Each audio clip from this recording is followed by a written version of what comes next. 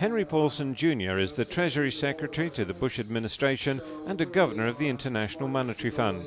Speaking at the invitation of the Royal Institute of International Affairs, known as Chatham House in London, he said the current downturn in the US and UK economies was unlikely to change in the short term, but warned that too many competing regulatory bodies could make a bad situation even worse.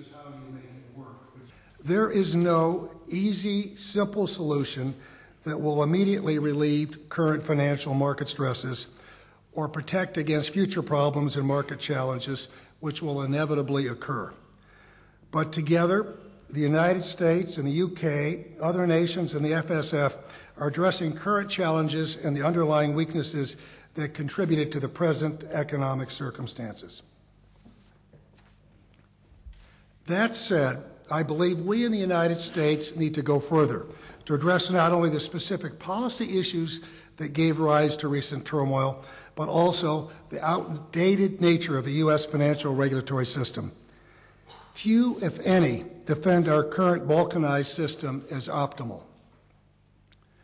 Treasury made our recommendations for an optimal structure when we released our blueprint for a modernized financial regulatory structure last March.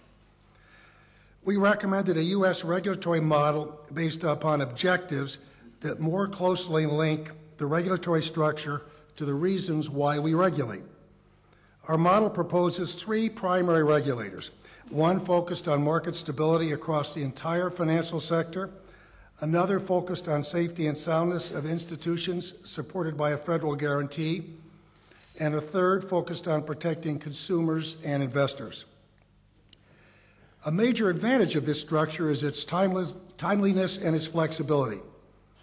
Because it is organized by regulatory objective rather than by financial institution category, it can more easily respond and adapt to the ever-changing marketplace. These recommendations eliminate regulatory competition that creates inefficiencies and can engender a race to the bottom.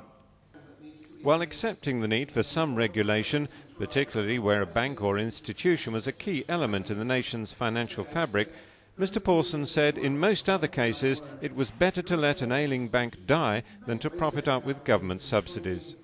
For market discipline to constrain risk effectively, financial institutions must be allowed to fail. Under optimal financial regulatory and financial system infrastructures, such a failure would not threaten the overall system. However, today, two concerns underpin expectations of regulatory intervention to prevent a failure.